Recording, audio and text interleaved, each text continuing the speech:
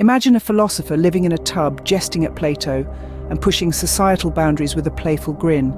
This was Diogenes of Sinope, a figure who not only preached cynicism, but truly lived it.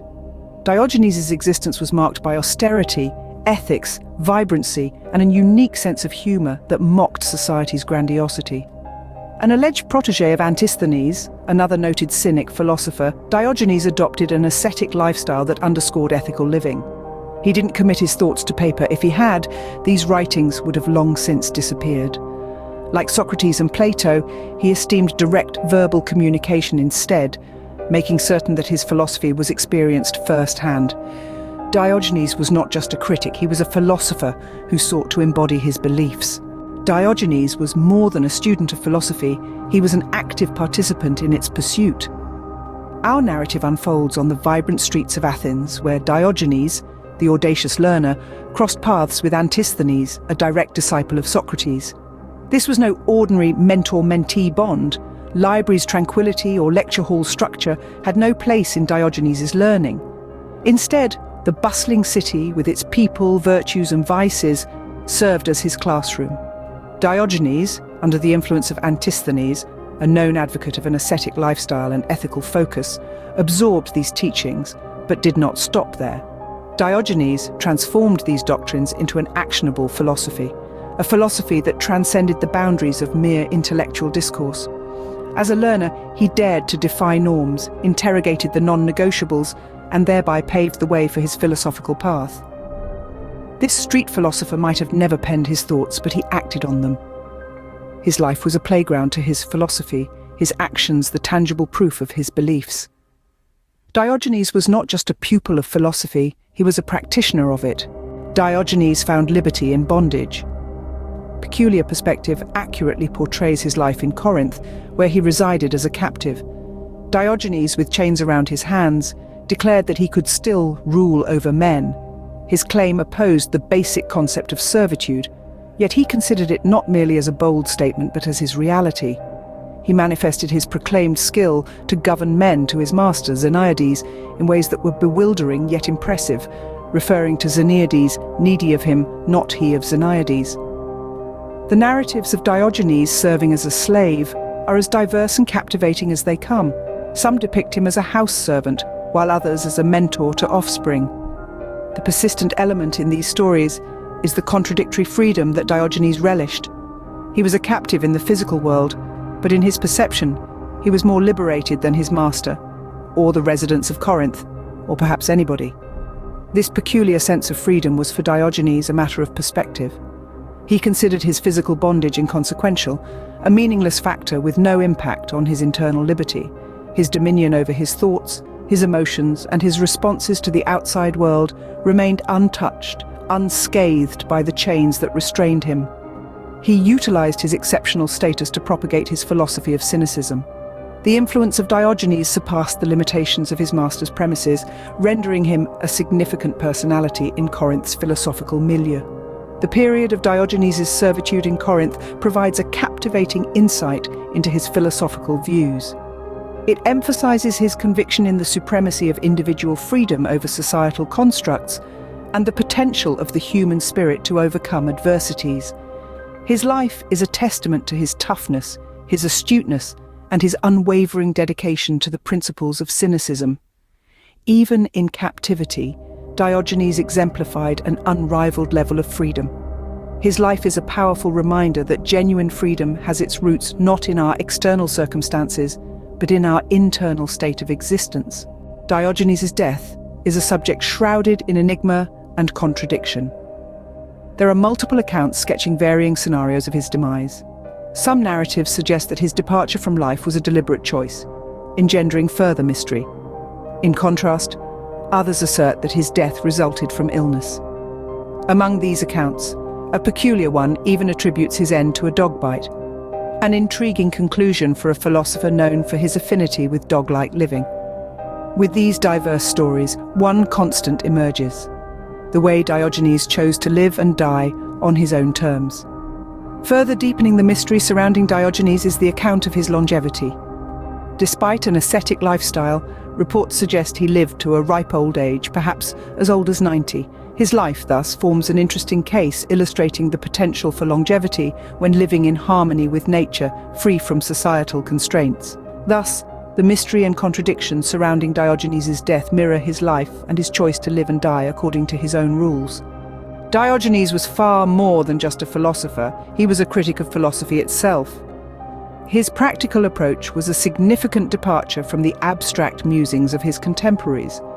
Diogenes believed in a philosophy deeply rooted in reality, not in detached thought. He did not confine himself to the theoretical, valuing knowledge that served a purpose over any form of pretense. His biting humor often left opponents speechless, as he was known to employ practical demonstrations to dismantle arguments. This practicality was most evident when confronted with the philosophical perspectives of Plato. The two were often at odds, their disagreements primarily stemming from differing interpretations of definitions. Plato, steeped in metaphysics, was inclined towards abstract definitions. Diogenes, however, would upturn these with his literal interpretations, leading to theatrical demonstrations that served as critiques of Plato's theoretical ethics. A memorable instance was when Plato defined a human being as a featherless biped. Diogenes, in his trademark style, arrived at Plato's academy with a plucked chicken, declaring, "Behold, I've brought you a man!" These confrontations with Plato were not solely about challenging definitions, but were a critique of the philosophical establishment itself. Diogenes, with his ascetic lifestyle and disregard for societal norms, was a living contradiction to the lofty ideals of other philosophers. His confrontations with Plato and his overall practical approach point towards a man who was not just a philosopher, but a critic of philosophy itself. The philosophy he believed in was not just about thinking, but about living. In his own unusual way, he challenged us all to do the same. Diogenes, the distinguished Cynic philosopher, embarked on a profound quest for reason rather than a mere search for a human being. This journey was more than a theatrical spectacle illuminated by his infamous lamp episode, where he went out on the streets in daytime with a lamp in his hand, looking for anyone who is logical and has reason. Instead, it was a symbolic act embodying his unceasing quest for a human being who embodied rational thought. Diogenes held the belief that living in harmony with nature was synonymous with living in accordance with reason. This philosopher, who once lived as a slave and later morphed into a sage, had a distinctive comprehension of liberty. For Diogenes, freedom was not about an existence devoid of limitations. Instead, it was about living in harmony with reason, not influenced by societal norms or conventions. His quest for a rational human was not a search for perfection, but rather for an individual who had managed to liberate themselves from societal constraints and live in tune with nature. This individual would not merely exist within the parameters set by society, but truly live in accordance with nature's laws and reason. Diogenes did not just bequeath anecdotes, his legacy was a philosophy. In a world often captivated by superficial appearances and material wealth, Diogenes chose a different path: practical wisdom over ostentatious knowledge, confronting fortune bravely, and leading a life of ascetic simplicity, a life that was often misinterpreted but seldom overlooked. His intellectual disagreement with Plato, his audacious deeds, and his proud acceptance of his enslaved status all highlighted the important principles of the Cynic philosophical movement. This philosophy was not buried with Diogenes.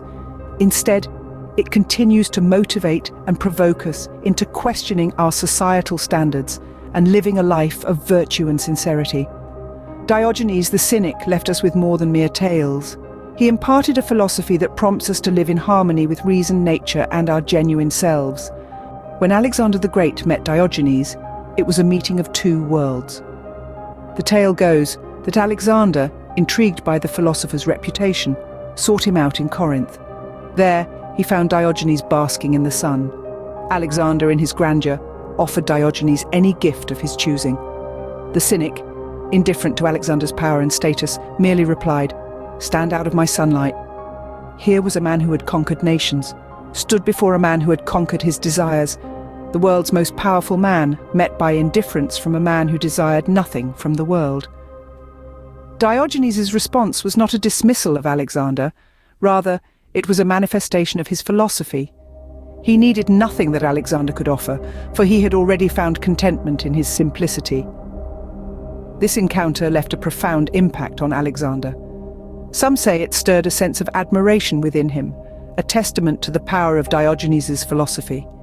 The Cynic's indifference to material wealth and power served as a stark contrast to the world Alexander knew, a world driven by conquest and desire.